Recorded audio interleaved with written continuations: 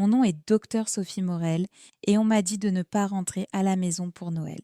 L'appel est arrivé 3 jours avant la veille de Noël. Je venais juste de rentrer après une longue garde à l'hôpital.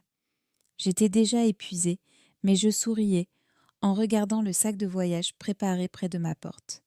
J'avais acheté des cadeaux pour tout le monde, y compris les ingrédients, pour la dinde farcie au marron et aux herbes qu'il réclamait chaque année, bien qu'il ne se souvenait jamais que c'était moi qui la préparais.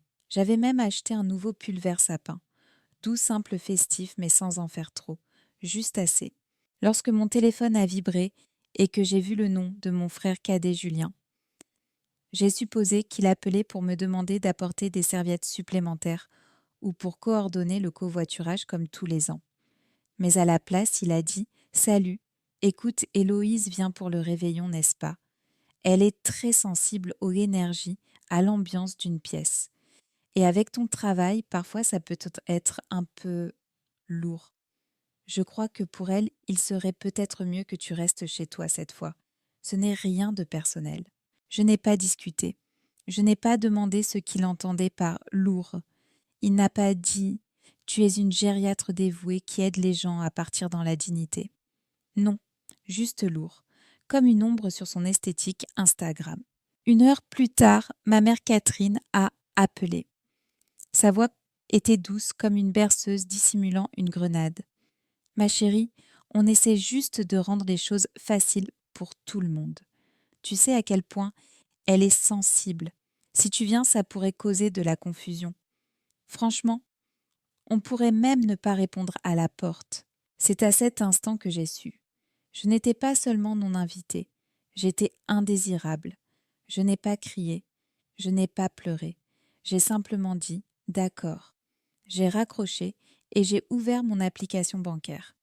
Le paiement de l'hypothèque a été annulé.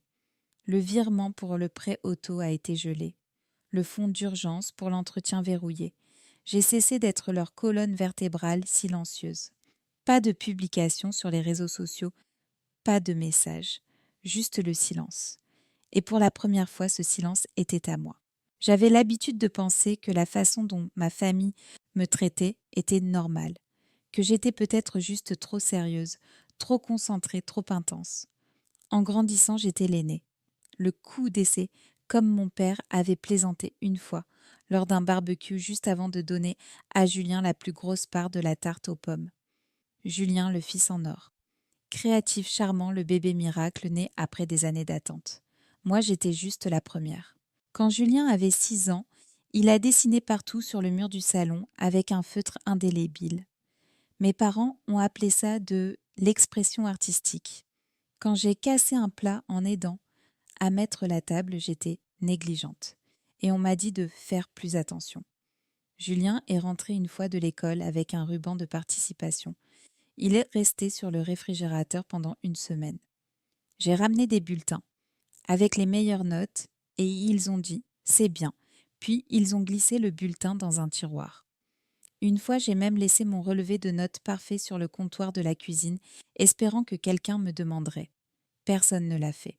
Quand j'ai été acceptée en première année de médecine, sans année sabbatique, sans deuxième tentative, j'ai imprimé la lettre d'acceptation et je l'ai montrée à ma mère. Elle a dit « Oula, c'est intense. Tu devras faire attention à ne pas faire de burn-out. » Quand Julien a abandonné ses études pour la 3e fois afin de poursuivre une carrière de directeur artistique, ils lui ont organisé une fête de réorientation. Des ballons, un gâteau, une photo de lui avec un pinceau et maintenant encadré dans le couloir, comme s'il avait découvert le remède contre une maladie grave. Il disait toujours qu'il était artiste, qu'il ressentait les choses profondément. J'ai trouvé un jour mon carnet de croquis dans la poubelle de recyclage, sous des publicités pour le supermarché. Quand j'ai demandé, ils ont dit qu'ils pensaient que c'était du papier brouillon. Mais j'ai continué. J'ai travaillé dur. J'ai obtenu mon diplôme en avance. J'ai eu ma licence. J'ai commencé à soigner des patients, âgés, des gens qui avaient été négligés, oubliés, laissés seuls à décliner. Je leur ai donné mon temps, mon énergie, tout mon cœur. À la maison, je donnais tout aussi discrètement. Je réparais leur plomberie. Je payais une vieille facture de rénovation sans qu'on me le demande. J'ai prêté de l'argent à Julien quand son contrat en indépendant est tombé à l'auction. Je ne l'ai jamais redemandé. Je ne l'ai même jamais mentionné. Mais rien de tout cela n'avait d'importance, car aux yeux de ma famille, Julien était la star. Et moi, malgré tout, j'étais juste celle qui se présentait toujours à l'heure et ne se plaignait pas, jusqu'à ce que je ne me présente plus. Il y a une étrange forme de douleur à être la personne sur qui tout le monde compte, mais que personne ne voit vraiment. C'était moi la rangeuse l'aide de camp, celle qui avait couvert discrètement le cou d'un nouveau chauffe-eau, quand le leur était tombé en panne en février, celle qui avait repéré le découvert sur le compte de mes parents et transféré de l'argent avant même qu'ils ne le remarquent, celle qui avait réservé le vol de Julien pour rentrer pour la Toussaint de l'année dernière, quand il avait dit qu'il était un peu à court d'argent, après avoir acheté du nouveau matériel photographique. Et je n'ai jamais dit non, pas une seule fois, ni quand ma mère avait besoin d'avance pour sa kinésithérapie, ni quand Julien m'avait appelé du bord de la route parce que la batterie de sa voiture était encore tombée en panne. Je lui en ai acheté une nouvelle cette semaine-là. J'étais utile et je pensais que cela signifiait que j'avais de la valeur. Mais j'ai commencé à remarquer la récurrence. La façon dont mes contributions étaient invisibles jusqu'à ce qu'elles cessent. La façon dont ils oubliaient qui avait aidé mais se souvenaient de qui avait rendu les choses inconfortables. Quand j'étais là, j'étais trop silencieuse, trop sérieuse, trop intense. Quand je n'étais pas là, les choses étaient plus légères, plus faciles, plus amusantes. Pourtant, j'ai continué à aider. Par amour, me disais-je, par obligation peut-être, ou peut-être juste par habitude. Mais cette nuit-là, après qu'il m'ait dit de ne pas venir pour Noël, quelque chose a basculé en moi. Ce n'était pas de la fureur, c'était une prise de conscience. J'ai ouvert mon application bancaire et j'ai suspendu chaque virement récurrent. Les 800 € mensuels pour leur prêt hypothécaire. Envolé. Le compte jour de pluie que je gardais pour les urgences familiales. Verrouillé. Les 1200 € que Julien me devait. Encore. Je savais qu'il ne reviendrait jamais, mais je ne voulais pas qu'un seul centime de plus prenne sa direction. Il ne le sentirait pas immédiatement. C'est ce qui arrive quand on est utile en silence. Ce n'est que lorsque le soutien disparaît que les gens réalisent qu'il était là. Je n'ai pas annoncé mon retrait. Je n'ai pas publié de citations passif-agressives en ligne. Je n'en ai même pas parlé à mes amis. J'ai juste laissé le silence s'installer. Et pour la première fois, cela ressemblait à la paix. Noël est arrivé et est passé. Je l'ai passé seule dans mon appartement avec une tasse de thé chaud et une couverture qui sentait encore légèrement la dinde et l'assouplissant. Je n'ai pas ouvert les cadeaux que j'avais emballés. Je n'ai pas allumé l'arbre. Je n'ai pas pleuré non plus. Je suis juste restée immobile. Il y avait une étrange force à ne pas me montrer là où je n'étais pas désirée. Mais le lendemain de Noël, mon téléphone a vibré. Pas une fois, 3 fois. Ma mère. J'ai ignoré. Puis un message. Tu peux répondre. Tu as déjà fait assez de dégâts. Gauzé. Mon estomac s'est noué. Puis un nouvel appel, cette fois-ci de la tante Claire de mon père, la seule de la famille, qui envoyait encore des cartes d'anniversaire avec des petits mots dedans. J'ai répondu. Qui s'est passé hier a-t-elle demandé doucement. Ils disent que tu as ruiné Noël, mais tu n'étais même pas là. J'ai cligné des yeux. J'ai ruiné quoi? Elle a hésité. Quelque chose s'est passé avec la copine de Julien et Héloïse. Elle est partie tôt. Il y a eu des cris. Puis ton nom est apparu. C'était tout ce qu'elle savait, mais c'était suffisant. Plus tard ce soir-là, tante Claire a rappelé. Elle avait reconstitué plus d'éléments. Apparemment, Héloïse avait vu une photo de moi dans leur salon, juste un vieux cliché probablement d'un anniversaire, il y a des années, et elle m'avait reconnue. Vous avez sauvé ma grand-mère, aurait-elle dit. Vous êtes le docteur Sophie Morel. Bon, dogué. La pièce a dit. Claire est devenue complètement silencieuse. Ce qui a suivi n'était pas clair seulement qu'Héloïse avait demandé si j'étais la sœur dont il parlait et que tout ce qu'elle avait entendu ensuite l'avait poussée à ramasser ses affaires en silence et à partir. Je n'avais pas besoin des détails. Je pouvais tout imaginer trop bien. Ils ont probablement plaisanté à mon sujet comme ils le faisaient toujours que je vivais à l'hôpital, que je rendais des choses trop sérieuses, que j'étais difficile à aimer. Peut-être ont-ils même répété cette phrase horrible que Julien avait dite un jour. Sophie, c'est fondamentalement la mort en tailleur-pantalon. Ce n'était pas nouveau. Mais cette fois, quelqu'un d'autre avait écouté. Quelqu'un qui n'avait pas grandi en croyant que la cruauté était juste la façon dont la famille s'exprimait. Quelqu'un qui se souvenait du médecin, qui était resté aux côtés de sa grand-mère quand tous les autres médecins avaient abandonné. Quelqu'un qui m'a vu sans qu'on lui dise comment me voir au préalable. C'est ainsi que j'ai ruiné Noël, en n'étant pas là pour maintenir l'illusion, en ne me montrant pas pour sourire poliment pendant qu'il me transformait en histoire moralisatrice, en étant rappelé de manière inattendue pour le bien que j'avais fait pour quelqu'un qui n'était pas eux. 2 jours se sont écoulés avant que je reçoive un autre appel. Cette fois, c'était ma mère. Elle n'a pas dit bonjour. Elle a juste commencé sa voix déjà tendue.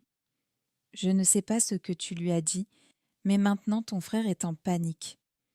Héloïse a bloqué son numéro. Elle ne veut plus lui parler. Et elle a posté quelque chose en ligne sur le fait d'être traitée comme de la saleté par la famille d'une femme qu'elle admire. Il y avait un bruit de verre qui s'entrechoquait en arrière-plan. Peut-être qu'elle faisait les 100 pas dans la cuisine. Peut-être qu'elle se versait un verre de vin de crise. Probablement les deux. Elle a tagué ta photo, a-t-elle ajouté sèchement, comme si j'avais commis un crime. Je n'ai rien dit, je l'ai laissé parler. Finalement, elle a atteint le point crucial. Nous avons besoin que tu lui parles. Clarifie juste qu'il n'y avait pas de mauvaise intention, qu'elle a mal compris. Bien sûr.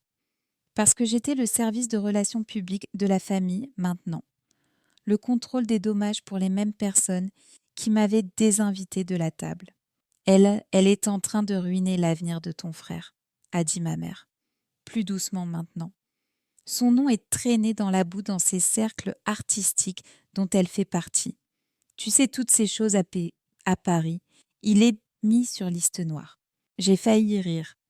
Pas parce que c'était drôle, mais à cause de l'absurdité de la situation. Ils avaient passé des décennies à essayer de me rendre invisible. Et maintenant, les conséquences de cette invisibilité atterrissaient enfin là où ça leur importait leur image. Je n'ai pas répondu.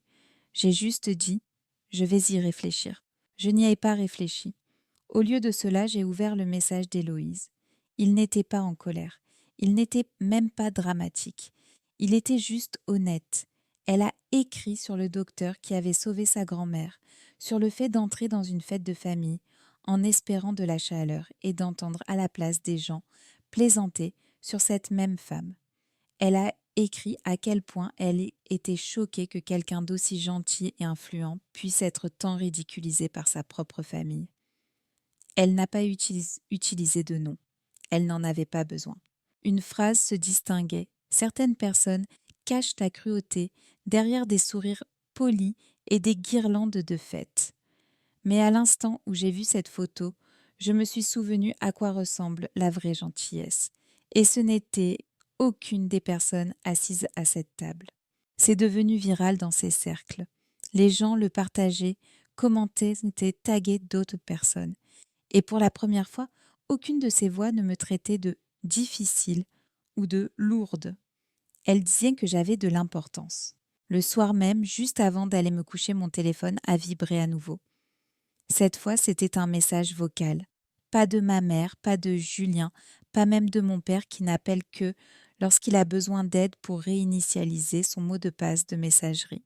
C'était Héloïse. Sa voix était plus calme que dans la vidéo que Julien avait envoyée il y a des semaines. Moins aérienne, moins soignée, plus réelle. Bonjour, je suis tellement désolée de vous contacter comme ça. J'ai eu votre numéro par votre tante. J'espère que ça ne vous dérange pas. J'avais besoin de dire quelque chose. Il y a eu une pause longue. Je ne savais pas, a-t-elle dit. Je ne savais pas vraiment qui vous étiez, mais j'ai reconnu votre photo. Vous avez soigné ma grand-mère il y a des années. Elle parle encore de vous. Elle dit que vous avez tout changé. Vous ne l'avez pas abandonnée quand les autres l'ont fait. Vous avez été gentille. Vous avez été présente. Vous lui avez donné le sentiment qu'elle comptait. Une autre pause. Sa voix s'est légèrement brisée cette fois. Je suis désolée pour ce qui s'est passé et ce qui a été dit à votre sujet. Je n'en avais aucune idée. Je ne pouvais juste pas rester assise là et faire semblant. Alors je suis partie. C'était tout. Je l'ai écouté 2 fois, puis encore une fois, et j'ai pleuré. Non pas parce que j'étais triste, mais parce que pour la première fois, depuis des années, quelqu'un me voyait vraiment. Pas à travers le filtre des attentes familiales ou des décennies de rejet, pas à travers la lorgnette de trop sérieuse ou trop intense, pas comme une ombre se tenant derrière l'enfant en or, juste comme moi. Héloïse n'a rien demandé. Elle n'a pas suggéré que nous renouions le contact ou que nous nous rencontrions pour un café. Elle n'a pas dit d'essayer de réparer ce qu'elle n'avait pas cassé. Elle a simplement reconnu la vérité. Et d'une certaine manière, cela a fait plus pour me guérir que 1000 excuses creuses de ma propre famille n'auraient jamais pu le faire. 3 jours plus tard, un petit colis est arrivé par la poste. C'était une lettre manuscrite sur du papier épais. L'encre était légèrement tachée dans les coins. À l'intérieur, Héloïse a écrit davantage sur sa grand-mère. Comment elle faisait toujours du yoga, 2 fois par semaine marchait encore jusqu'au marché et racontait toujours l'histoire de la jeune docteure, qui l'avait regardée dans les yeux et lui avait dit « Votre heure n'est pas venue ». Elle me remerciait non seulement d'avoir sauvé une vie, mais de lui avoir montré à quoi ressemblait la vraie force. J'ai encadré la lettre, je l'ai accrochée près de mon bureau, le même bureau où je termine mes notes de patient tous les soirs.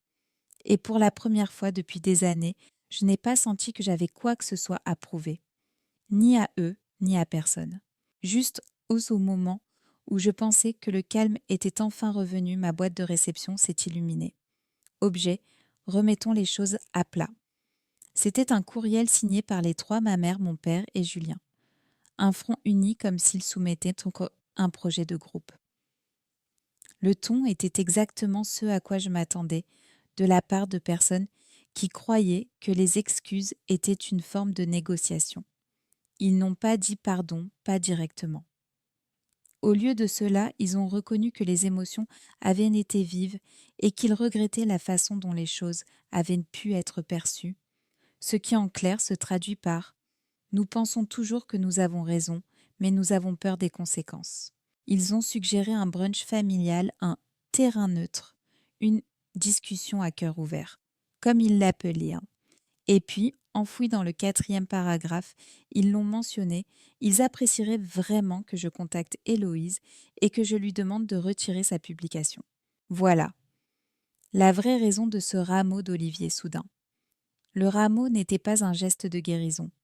C'était une monnaie d'échange, une tentative de restaurer la réputation de Julien dans les cercles artistiques où Héloïse évoluait pour nettoyer le désordre qu'ils avaient créé en m'utilisant comme serpillière. Je n'ai pas répondu. Le lendemain matin, l'escalade a commencé. Mon père a appelé un des administrateurs de mon hôpital, quelqu'un qu'il avait rencontré une fois à un gala de charité, et lui a dit que j'avais un comportement émotionnellement instable ces derniers temps. Il a dit qu'il était inquiet pour mon bien-être. Oui, il a essayé de discréditer mon lieu de travail pour me déshonorer. Heureusement, l'administrateur m'a appelé immédiatement, s'est excusé et m'a dit que je n'avais pas à m'inquiéter. Ce pont-là a brûlé. Ensuite est venu le message groupé à la famille, élargi des demi-vérités soigneusement élaborées. Aucune mention de mon exclusion, aucune mention des commentaires faits derrière mon dos. Juste beaucoup de « elle déchire la famille » et « nous sommes si inquiets pour son état mental ». 2 cousines dont je n'avais pas eu de nouvelles depuis des années m'ont contactée. L'une m'a offert un bon pour une retraite de yoga, juste au cas où tu traverses quelque chose. Finalement, le dernier mouvement le plus désespéré. Une visite. C'est un dimanche après-midi. Tranquille quand j'ai entendu frapper. J'ai jeté un coup d'œil par le Judas. Ils étaient là. Mes parents, Julien. J'ai ouvert la porte, me suis appuyée contre l'encadrement, les bras croisés. « Nous voulons juste parler », a dit ma mère gentiment. Je n'ai pas bougé, parce qu'à ce moment-là, j'avais finalement compris quelque chose. Ils n'étaient pas là pour moi. Ils étaient là pour la version de moi qui avait toujours nettoyé leurs dégâts. Et cette version-là n'habitait plus ici. Ils sont restés là un moment, à attendre, à espérer peut-être que je céderais, comme avant que je les inviterais à entrer, que je rendrais les choses faciles à nouveau. Mais je ne l'ai pas fait. Après quelques instants de silence, j'ai dit « non ». Juste ça. Pas d'explication, pas de colère, pas de spectacle. J'ai fermé la porte et je n'ai ressenti aucune culpabilité. Au lieu de cela, je me suis préparé une tasse de thé, je me suis assise à mon bureau et j'ai regardé la lettre d'Héloïse encadrée dans un doux bois. Cela m'a rappelé que la reconnaissance la plus significative vient souvent des gens qui n'ont rien à gagner, qui vous voient simplement parce qu'ils ont fait attention. J'ai pensé à toutes les années que j'avais passées à essayer de gagner l'amour d'une famille qui ne me mesurait qu'à une version d'eux-mêmes en laquelle ils voulaient croire l'enfant, en or l'artiste, celui qui les faisait bien paraître. Mais je n'étais pas née pour les mettre à l'aise. J'étais née pour soigner, pour tenir la main des gens au bord de l'adieu, pour écouter quand les autres se détournaient. Et en faisant cela, j'avais fait une différence, une vraie. Je n'ai pas sauvé des vies pour les éloges. Je n'ai pas annulé les paiements par vengeance. Je ne suis pas partie pour prouver quelque chose. Je suis partie parce que j'ai finalement vu la vérité. Et une fois que vous la voyez, vous ne pouvez plus la défaire. Il y a du pouvoir dans le silence, dans le choix de ne pas vous expliquer à des gens déterminés à mal vous comprendre. Il y a de la force à établir des limites et à les maintenir. À savoir que votre valeur n'a pas besoin d'un consensus familial pour être réelle. Alors que je classais mes notes de patient pour la nuit, j'ai ressenti quelque chose que je n'avais pas ressenti depuis des années. La paix. Alors à tous ceux qui se sont sentis de trop sérieux, trop gênants, laissez-moi vous dire ceci, vous n'êtes pas de trop. Vous n'êtes pas le problème. Et vous n'avez jamais eu besoin de vous diminuer pour vous intégrer dans l'histoire de quelqu'un d'autre. Écrivez la vôtre. Et si cette histoire a trouvé un écho en vous, si vous vous êtes déjà senti invisible par les personnes qui étaient censées le plus vous voir, veuillez prendre un instant pour aimer, partager ou commenter. Parce que parfois les histoires les plus silencieuses portent les vérités les plus fortes et parfois ne pas se présenter est la chose la plus puissante que vous puissiez faire. Voudriez-vous que je développe plus en détail l'un des thèmes culturels français que j'ai introduit comme la dinde farcie au marron pour Noël, le turnover de Julien ou l'ambiance des cercles artistiques parisiens?